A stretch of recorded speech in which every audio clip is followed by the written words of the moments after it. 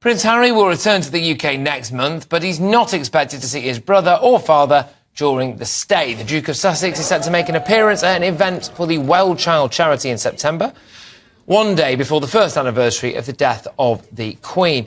Joining me now to discuss this is Prince Harry's biographer, Angela Levin. Angela, thank you very much. As talk of mystery... Hello, Angela. So mystery surrounding where Meghan Markle's engagement ring is, where Meghan Markle is, why they're doing separate things all of a sudden. I just wonder, do you think if they did get divorced and Harry apologised, everyone would forgive him?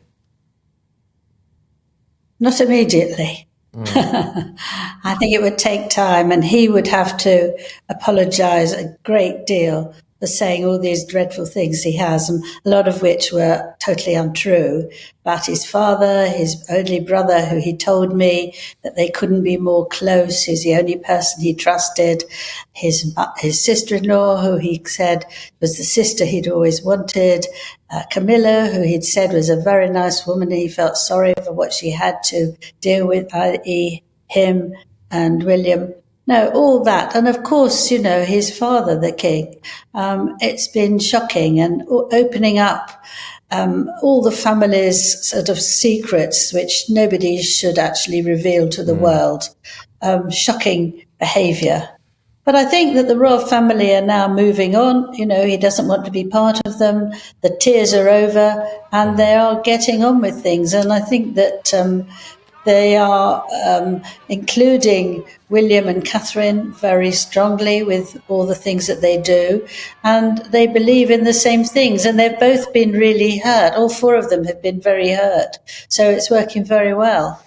Do you think that there should have been some attempt, whilst Harry's in the UK, to actually have a moment of reconciliation, or at least maybe a photograph together or something? Well, King Charles and Queen Camilla are up in Scotland. They're taking the first year after Queen Elizabeth's death very quietly, and people are going to visit them. So they're that way. And William and Catherine are going to Wales to go to a church that Queen Elizabeth liked to go to a great deal. And in that way, now he's Prince of Wales, he can actually see people and do that. Whether they're doing it deliberately so that they avoid Harry, I wouldn't be surprised. So do you think that part of it genuinely could be that they are trying to avoid Harry whilst he's in the UK? No, not at all. I think one of the reasons is that Harry's all the time asking for apologies. I think if you look through, and I don't suspect you will, but I sort of tore myself to do it, in his book Spare, you see there are hundreds of things that he wants apologies for. And I just don't think they want to get into that argument. You know, if Harry said something like, look, please forgive me, let's draw a line on it, let's move forward. It's not he's clinging on to this negative lifestyle, and that's one reason. What do you think, Angela? What do you think? What do you think the latest is when it comes to him and Meghan? Because they are doing numbers of things separately. So Meghan apparently is not going to the Invictus Games. She's been there before. Apparently, she's not in the promo for it. She's going there. She is now going. She is now going. Yes. Right. Okay. Well, it's hard to keep up, to be honest with you. So that would be as far as recent times are considered, a relatively rare joint appearance for them, wouldn't it?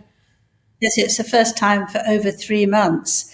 But she's going to give a talk, i.e. lecture, on courage and things like that. Wait, hang on a minute, Angela. So wait, sorry to interrupt immediately, but Meghan Markle is going to give a lecture on courage to a load of people who have been wounded in battle for their countries.